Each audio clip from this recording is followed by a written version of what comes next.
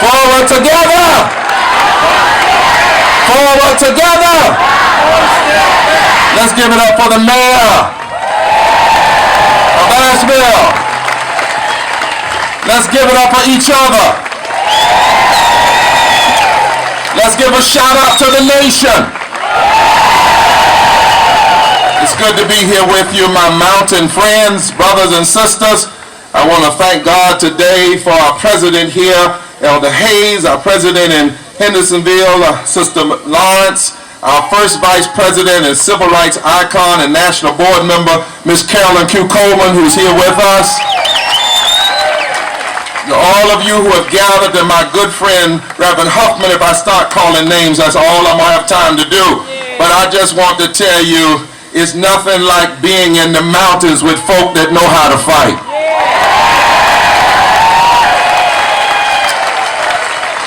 My grandfather was a coal miner from West Virginia. My parents, both of them, worked in education in rural eastern North Carolina. My mother, 79 years old today, and still works at the school that she helped integrate in 1960s. I grew up on the farm. I worked on the farm. In my community, preachers and teachers and farmers were revered, and so I want you to know that when this legislature tries to take us backwards and hurt teachers and hurt working people and hurt poor people, it's not just political for me, it's personal.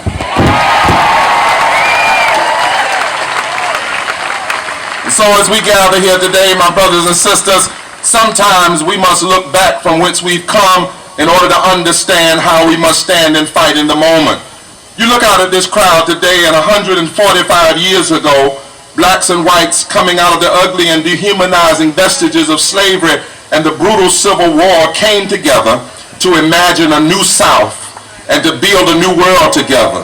They began this building together. They had a vision of a North Carolina, and in 1868, they penned these words: "We hold these truths to be self-evident, that all men are created equal and endowed by their Creator with certain inalienable rights, among which are life, liberty, the enjoyment of the fruit of your own labor, and the pursuit of happiness." In that same Constitution written by blacks and whites, they declared that all political power comes from the people and should be used only for the benefit of the good of the whole. 145 years ago, they guaranteed public education as a constitutional right. They fought for fairness in the courts and for free and fair and unrestricted elections for all people, regardless of race or income. What a marvelous vision 145 years ago. 100 years even before the modern civil rights movement. 145 years ago, they dreamed of a world where we would work together. People of faith, moral leaders like the Reverend J.W. Hood and A.M.E. Zion Preacher and Samuel Ashley were at the center of forging this vision and empowering this dream. But as you know, wherever there's a dream, there is also a nightmare. Yeah. Enemies abounded then. Those who even then wanted to despise the togetherness. They despised moving forward. They chose to rather live in the darkness of inequality and injustice and inhumanity toward others than in the light of equality and justice. So at every turn to move forward, there has always been a fight, a pushback. They pushed back then by forming an immoral movement. The precursors of the Tea Party and other groups like that, 145 years ago, they called themselves the Redeemers Movement. And they declared that their goal was to redeem the South from the sinful influence of black and white and brown people working together and influencing politics. They fought to go back by forming red shirts and the KKK and paramilitary groups to intimidate black and white voters. They fought to go back by changing election laws. They fought to go back by working to stack the court with activist judges who would roll back the power of the new constitutional rights guaranteed by the 13th, 14th, and 15th Amendment. They fought to go back by rigging elections and then using their pawns to pull the troops out of the South so that those who wanted to go backwards would have no force to stop them, and those desiring to go forward would have no force to protect them. They fought to go back by getting the Supreme Court to render Plessy versus Ferguson in 1896 that declared separate but equal was constitutional, with only one justice out of Kentucky dissenting.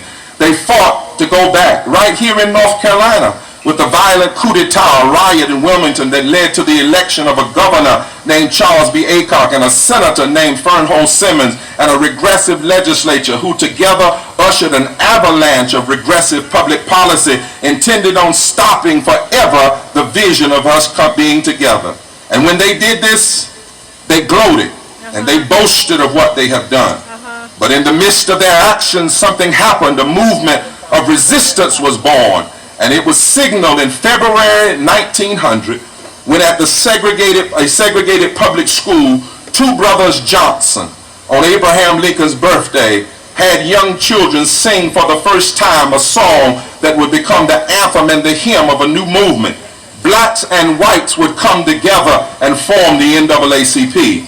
They would hook up with brown and poor and wealthy people and people of faith, and they would mount a resistance and fight back against the enemies of injustice and inequality. And so, my friends, in the midst of the setbacks and the gloating of the enemy and the forces of extremism and immorality and regressivism, those early warriors, they began 113 years ago to sing and strengthen themselves for the movement.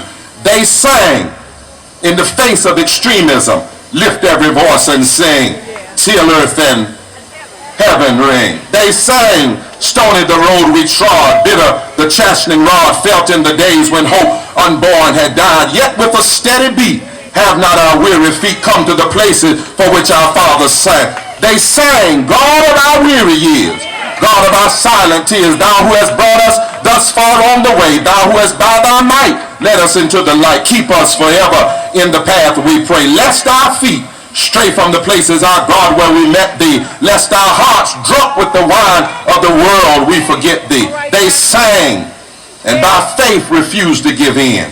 They sang and by faith they built a new movement. They sang and organized an army of resistance. They sang and believed that America would be America. They sang and believed that the South would not forever be bound in the shackles of hate and discrimination.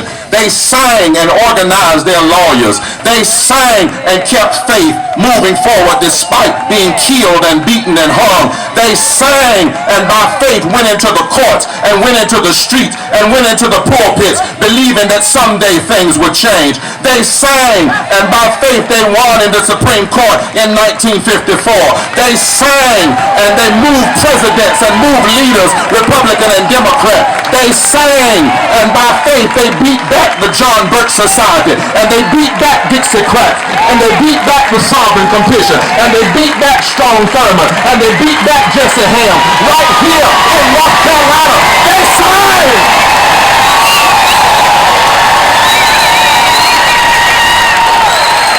Oh, yes, they did. They sang and reversed the course of history. And I stopped by Asheville to tell you, my friends, that this legacy is calling us once again today. Yes! Oh, yes. Yes, we have seen an immoral and regressive legislature in 6 months, 180 days, turn public policy 180 degrees in the wrong direction. Yes! What they have done is mean and hurtful and wrong. But we are the children of a movement, a multiracial, multicultural movement. We are the children of a movement of deep faith and values and vision. We are the children of a movement that keeps our eyes on the prize, and we have always fought back and pushed forward. And so now, it's our time. It's our time. It's our time to take up the mantle and plant our feet one more time. Once again, we must sing the vision of freedom and justice, and by faith we must go forward. We've been here before, but we are the sons and daughters of those who won before. We are the sons and daughters of those who had hope when hope unborn had died. So don't make any mistake, North Carolina. Don't make any mistake, America. This is no momentary hyperventilation and liberal screaming match. This is a movement, and we intend to win.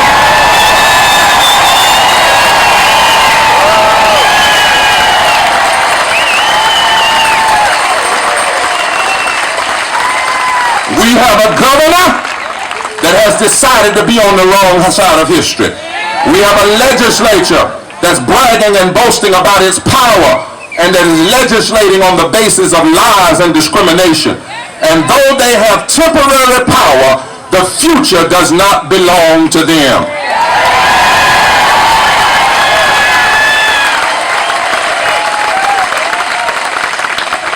Let me be clear.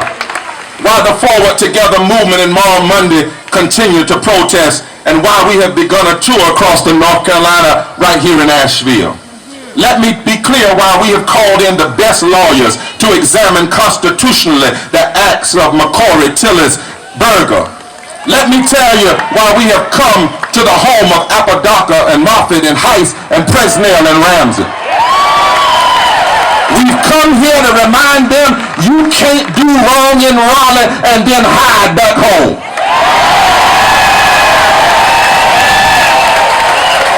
We've come here to remind them that we are all united. I've come here because my family in the mountains said I could come here. We've come here because from the mountains to the coast, we are sick of this mess and we intend to fight back.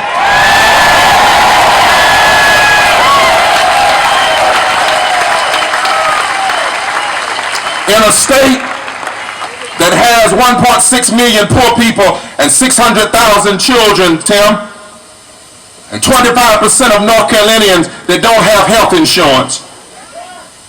There's something wrong with denying 500,000 children, 500,000 hurting adults Medicaid expansion. That's morally indefensible, constitutionally inconsistent, and economically insane. There's something wrong when your legislators from this area take unemployment benefits from North Carolinians. The counties with the highest poverty level are in the far east of this state and the far west. The highest unemployment. People facing hard times. Textile mills have closed. Furniture factories are closed. The railroad's not what it used to be. And there's something wrong when in the face of that, you deny 170,000 North Carolinians unemployment while the governor gives a raise to his staff, and something wrong with that. And then declares that he had to deny unemployment because it was an unnecessary evil. Well, I stopped by to tell him and anybody else, evil is never necessary. Evil is a choice. Evil is a decision. And to hurt people when they're already down, that's what's evil.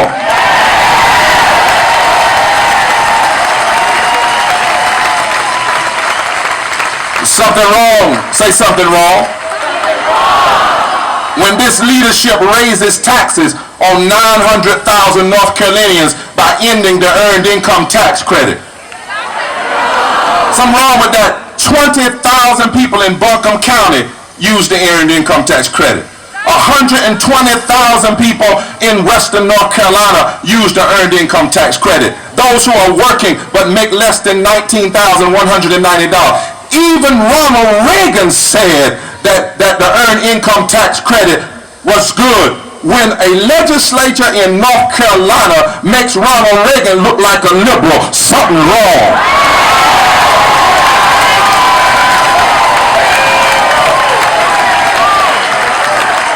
That's morally indefensible, constitutionally inconsistent, and economically insane.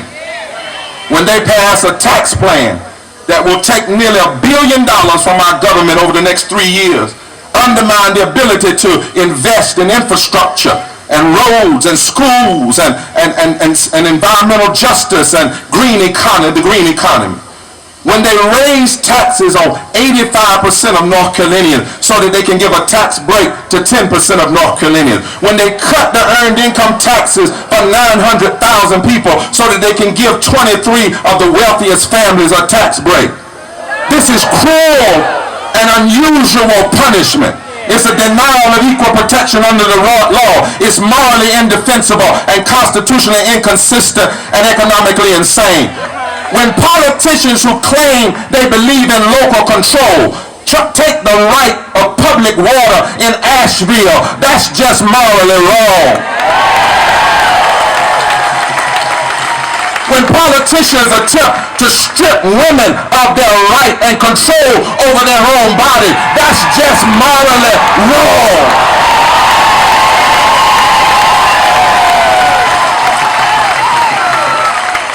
This legislature, in their budget, passed a budget that cuts 5,200 teachers, 4,580 teachers' assistants, gives no salary increases to teachers in North Carolina, even though they put aside more than $500 million for tax breaks to the wealthiest North Carolinians. It takes 15 years for a North Carolina public teacher with a bachelor's degree to eventually earn $40,000.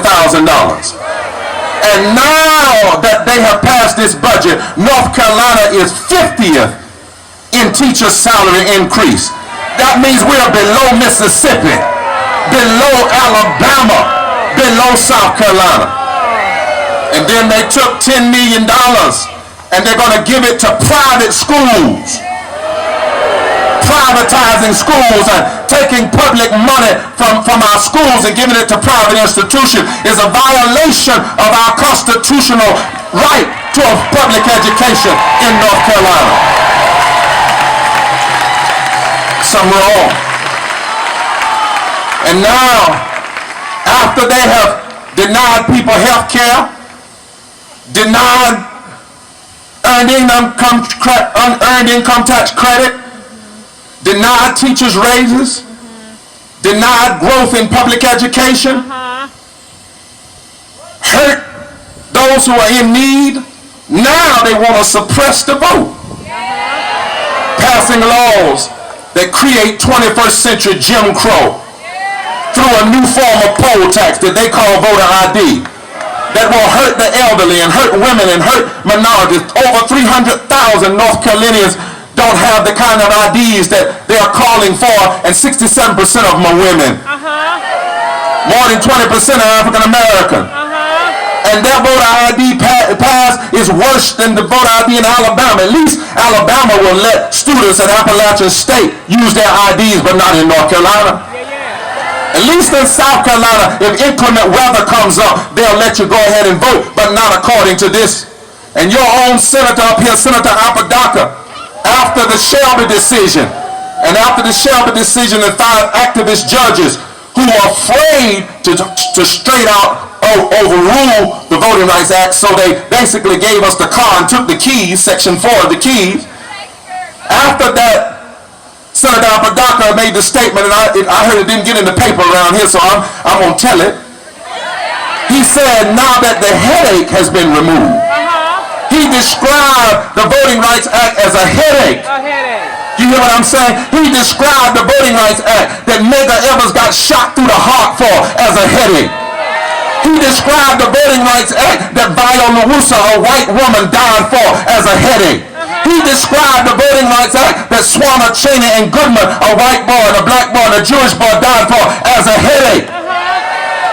He used the same language that the white segregationists of 1877 used when the federal troops were pulled out of the South. They said, now that the power and the protection has been removed, we can do what we want to. And so they passed a bill to eliminate early voting and same-day registration, to suppress the right to vote, to allow vigilante citizens to go in on any precinct and challenge people's right to vote. They passed a bill that allows more money to be put into elections where people can buy those who are elected. That's called the pump clauses. And I start by to tell you that this attack on voting rights is a crime against democracy. This is no time to be cool and calm. We've been through too much. We've learned too much. We've seen. You mess with the heart of our democracy. When you mess with the right to vote, you desecrate the graves and the blood of the martyrs. You can tell Senator Apodaca you ain't seen a headache till you see us fight to protect the right to vote.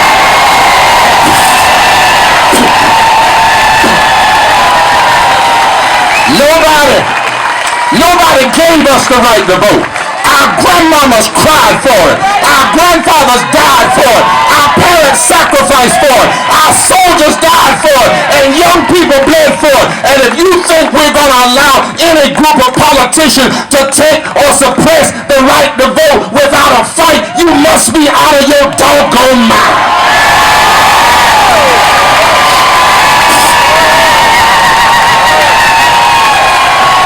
Yes. You might win a vote or two in the legislature, but ultimately we're going to win. We're going to use our voices to speak truth to power. We're going to use our feet to march for justice. We're going to use our hands to mark a ballot box. We're going to use our pulpits to sound the alarm. We're going to train get out the vote organizers. We're going to turn our lawyers loose in the court. We're going to use our heart to love those that despitefully use us, even while we stand against them.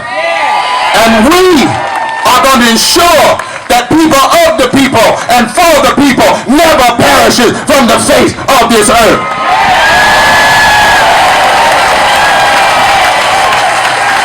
You can't stop the flow of democracy. And so, my friends, injustice does have its moments, but the future doesn't belong to injustice, because there always comes a day when people rise up, and this is that day. Always there comes a day, my grandmama used to say, when right wins out over wrong.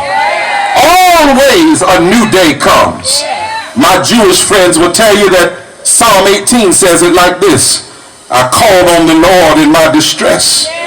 The Lord answered me and set me in a broad place. The Lord is on my side, I will not fear. What can man do to me? The Lord is for me among those who help me. Therefore I shall see my desire on those who hate me. It is better to trust in the Lord than to put confidence in man.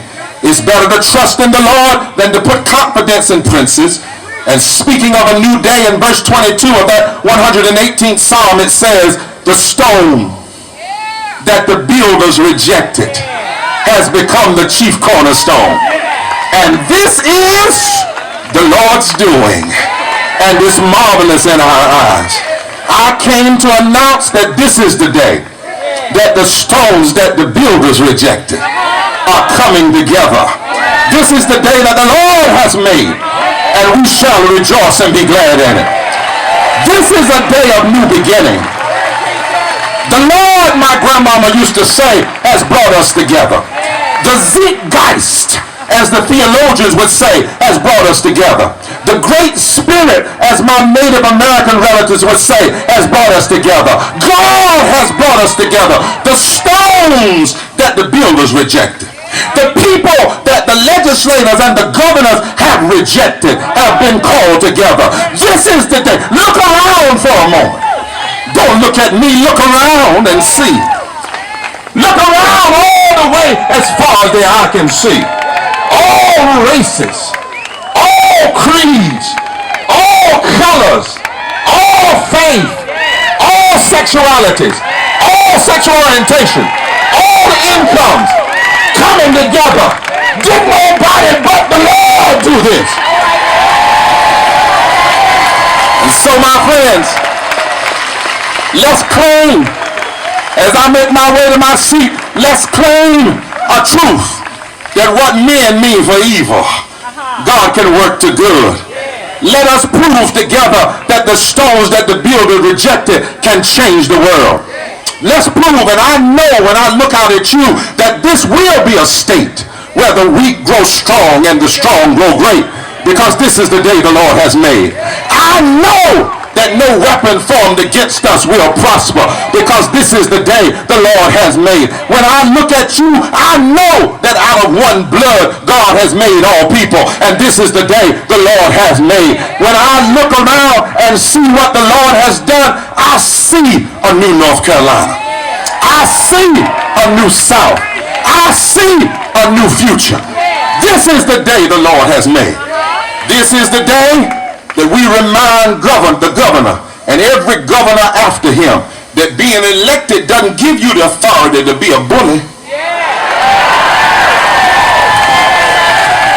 This is the day we remind every governor that we, the people, have political veto power over the bullies.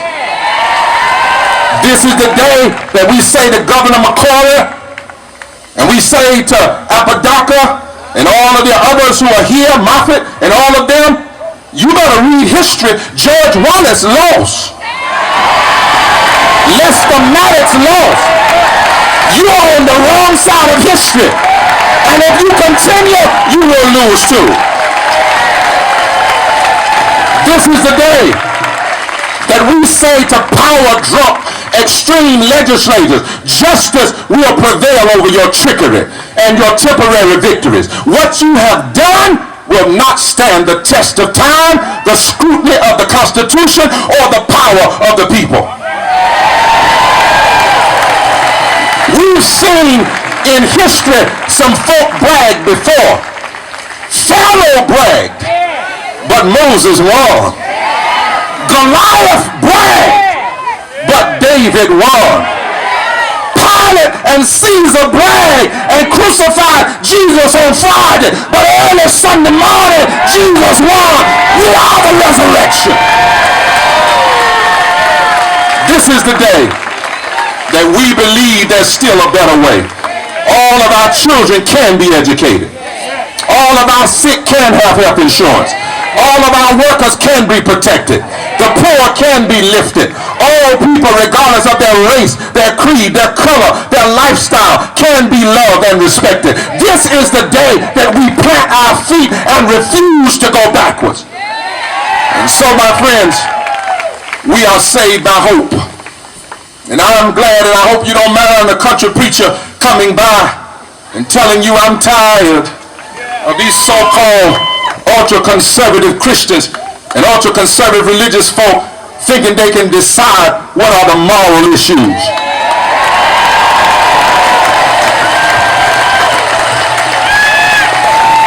Prayer in the school and where you stand on homosexuality and abortion, those are matters between you, your pastor, your God, your priest, and yourself. But they better know there's some preachers. I'm a conservative Christian. I believe in real conservatism, because I want to conserve what are the primary tenets of the word. I want to conserve love. I want to conserve treating your neighbor right. I want to conserve helping the hungry and helping the poor. I want to conserve lifting people up when they're down. I want to conserve people reaching out and helping their neighbor when they're down. I want to conserve a government that cares about all the people.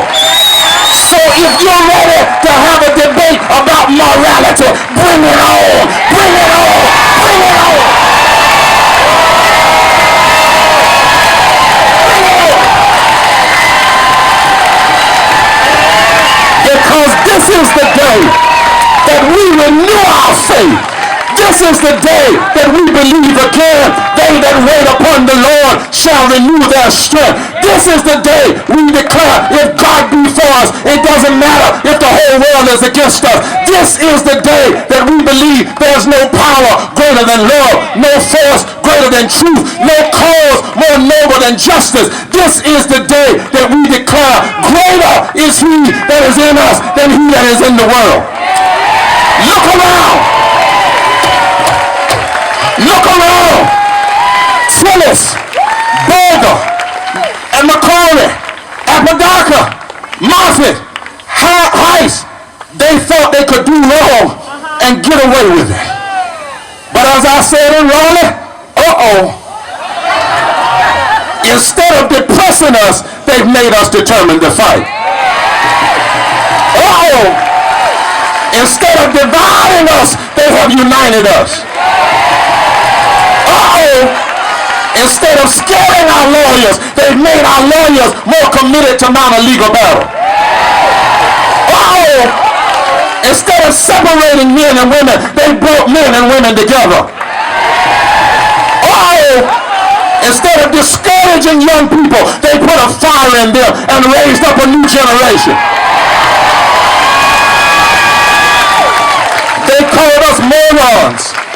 They said we were crap. They said it wasn't going to happen anything. But now, less than 1 out of 5 North Carolinians agree with the legislature, and Moral Monday is more popular than the legislature.